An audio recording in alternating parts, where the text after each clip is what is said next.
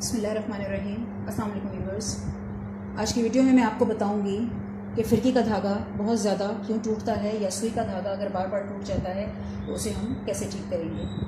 लेकिन इससे पहले आप लोगों से मैं चैनल के बारे में ये बात करना चाहूँगी कि जिन लोगों ने अब तक मेरे चैनल को सब्सक्राइब नहीं किया, या वो लोग जो फर्स्ट टाइम मेरा चैनल देख रहे हैं, वो लोग मेरे चैनल को सब्सक्राइब कर लें ताकि मेरे आने वाली तमाम वीडियोज़ की अपडेट आपको मिलती रहे। और दूसरी बहुत ज़रूरी बात जो मुझे आप लोगों से करनी थी कि कुछ लोगों को लगता है कि मेरी वीडियो जो है वो थोड़ी लंबी होती हैं। उनके लिए एक ही बात है कि आधी अधूरी बातें मैं नहीं करती। मेरे पास जितनी इन्फॉर्मेशन है, मेरे पास जितनी स्किल्स हैं एज ए ट्रेनर, मैं चाहूँगी कि मैं वो सब आप लोगों को डिलीवर कर दूँ, और ताकि आप अच्छे तरीके से, स्पेशली बिगनर्स और लर्नर्स जितने भी हैं, वो अच्छे तरीके से उसको फॉलो कर सकें। और मेरी वीडियोस देखने के बाद आप लोगों को लगे कि हाँ, आप लोगों ने मेरी वीडियो से कुछ सीखा है। आइए चलते हैं आज की वीडियो की तरफ और देखते हैं कि फ़िरकी का धागा क्यों टूटता है। सबसे पहले आपको ये बता दूं कि अगर आपकी फ़िरकी बहुत ओवर भरी हुई होगी, ठीक है जी, देखें एक फ़िरकी है मेरे पास, मैंने इसको भर रखा है आप लोगों के लिए।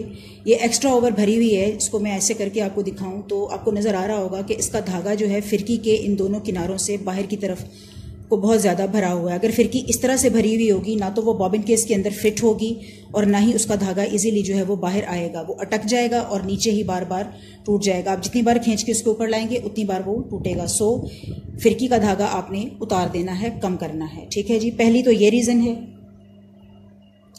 सेकेंड, अगर आपकी ये बॉबिन केस जो है ये बहुत टाइट है, ठीक है जी, इसके अंदर आपने फ़िरकी लगाई, उसको आप हाथ से चेक करें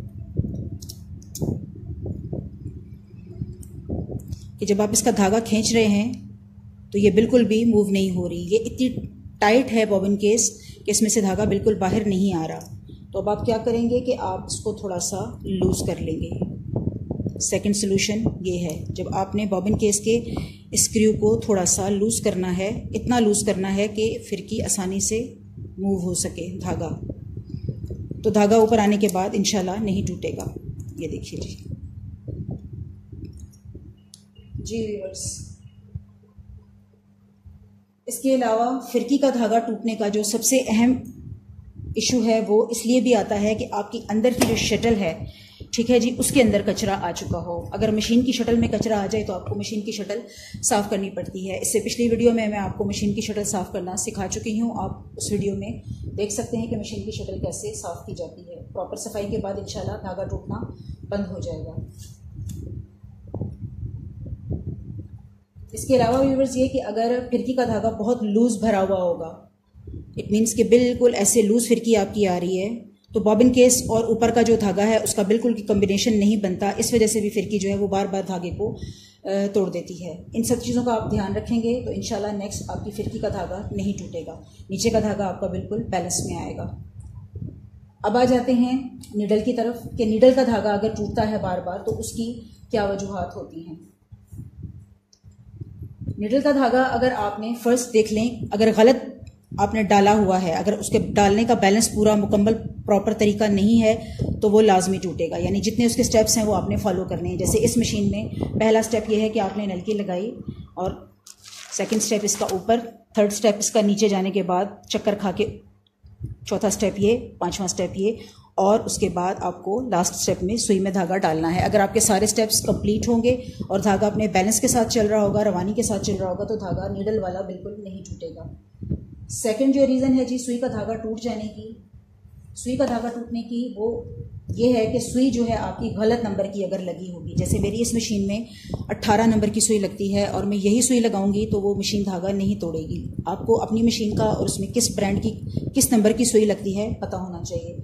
आप प्रॉपर सुई यूज़ करेंगे तो धागा नहीं टूटेगा। थर्ड रीज़न जो है, सुई की अगर टिप खराब हो गई हो, ठीक है जी, आपको फिर सुई चेंज करनी पड़ेगी। देखिए मेरे पास सुई है, इसकी वैसे अगर आप फील करेंगे तो आपको कहीं से भी इसकी टिप खराब नज़र नहीं आ रही होगी। देखिए मैं घुमा के दिखा रही हूँ आपको, लेकिन अगर आप इसको अपने हाथ पे ऐसे करके थोड़ा सा फील करेंगे तो इसकी जो बिल्कुल टिप है वो ख़राब होकर आपकी उंगली को चुभ रही होगी। इसका मतलब है कि सुई जो है वो ख़राब हो गई है और आपने नीडल को चेंज कर लेना। नीडल चेंज होने के बाद धागा टूटना बंद हो जाएगा। इसके अलावा सबसे इम्पॉर्टेंट ऊपर का धागा टूटने की रीज़न ये है जो आपका टेंशन डायल है, इसके अंदर से धागा ये जो आ रहा है गुजर के, ये इतना टाइट गुजर के आ रहा है कि नीडल जो है उसको प्रॉपर अपना बैलेंस नहीं ले पा रही, तो वो बार बार धागे को तोड़ देती है। अगर ये धागा आप फील करें, ऐसे आप पकड़ें और आपको फील होता है कि धागा इसमें से आसानी से नहीं निकल रहा, तो आपने टेंशन डायल की 1 या 2 चक्कर लूज़ कर लेने हैं। लूज़ करने के बाद जब आपको फील हो कि धागा बिल्कुल स्मूथली आ रहा है, तो फिर आप सिलाई लगा के देखें, इंशाल्लाह फिरकी का धागा जो है, सुई का धागा जो है वो नहीं टूटेगा। जी तो व्यूअर्स, इन सब बातों का ख्याल रख के ही आप फिरकी और सुई दोनों में धागा टूटने के मसले का हल निकाल सकते हैं। इसके अलावा वंस इन अ वीक आप मशीन की ऑयलिंग किया करें, मशीन को तेल ज़रूर दिया करें, उससे भी जो है वो फिरकी और सुई दोनों का धागा रमा रहता है और नहीं टूटता। मेरी वीडियोस को लाइक कीजिएगा, शेयर कीजिएगा और मशीन के किसी और प्रॉब्लम के साथ और उसके सोल्यूशन के साथ इंशाल्लाह अगली वीडियो में मुलाकात होगी। इजाज़त दीजिए, अल्लाह हाफ़िज़।